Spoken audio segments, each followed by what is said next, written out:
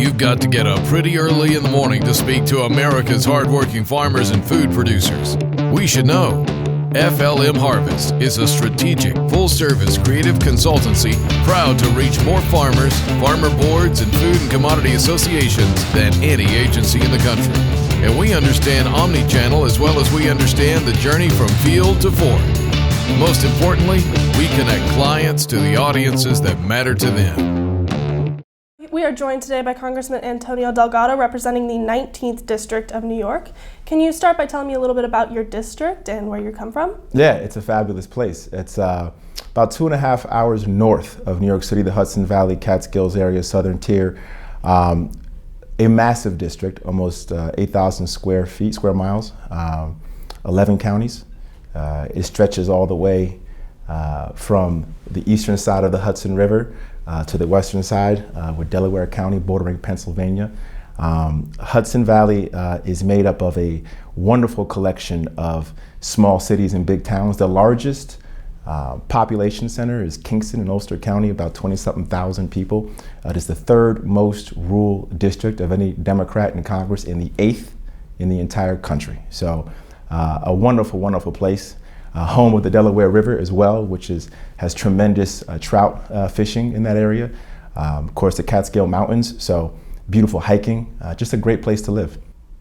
So you sit on the House Ag Committee. Yes. Currently, with the movement on the Temporary Assistance for Needy Families and SNAP program, what's your current opinion on those different changes that are working right now? Well, I've said long now, I've said it repeatedly during the campaign and now as a member of Congress, we shouldn't be focusing on how to make it more difficult for folks to eat and have food assistance. With all the inequality we have in this country, there's no room for that. We should be thinking about how to share in our prosperity, and I will do everything in my power to make sure we continue to do that. Moving to a different subject, so currently your state, dairy is a huge commodity, obviously. You're the number three state, I believe, in the country. How are dairy farmers being affected? Currently, there's a lot of issues affecting the dairy industry. So have you seen any trends that are changing or anything that's affecting them currently? Well, I can tell you that since about 2014, it's been an incredibly difficult area in terms of production of milk. The cost of production has gone up considerably with the demand being what it is. And we've seen prices plummet, which has made it very hard for our farmers to sustain themselves, particularly our small family-owned dairy farmers. We don't really have any corporate or mega farms in our district. The vast majority, almost 97% of the farms in my district are small family-owned farms. When you combine that with the trade policies of the current administration, the tariffs, they're having a profound effect on our farmers' capacity to do business. I also would note that I think a lot of the focus in DC far too often is on how to maintain and aid the big boys, the big farmers, at the expense of our small family farms. The subsidies, the crop insurance programs, all of those things are shifting away from, or at least being used predominantly to aid those farmers, those mega farms that don't need our help.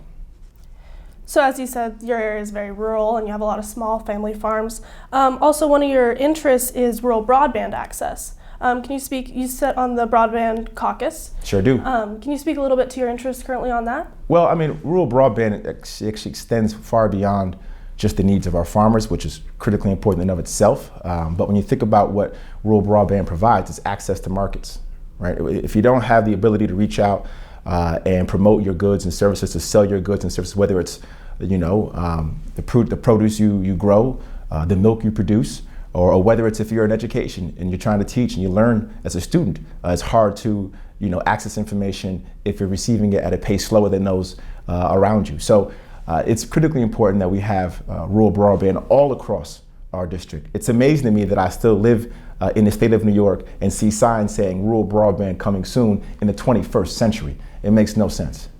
True.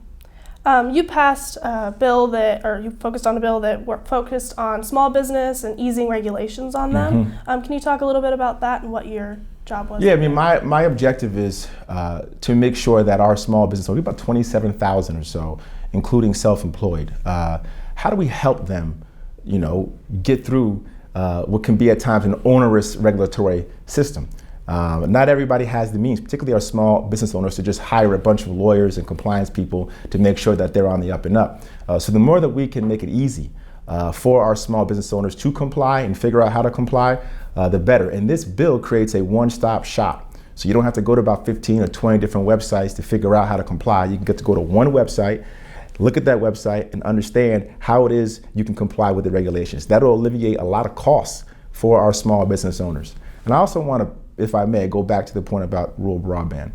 The thing that I often gets lost in this conversation is the way we map rural broadband, and this really affects our rural communities. Right now, a lot of the mapping is based on census data. So if one house is covered, then the entire region or the entire census block is deemed covered, as opposed to doing it on a household level basis. And I'm working on legislation right now that'll help fix that mapping discrepancy.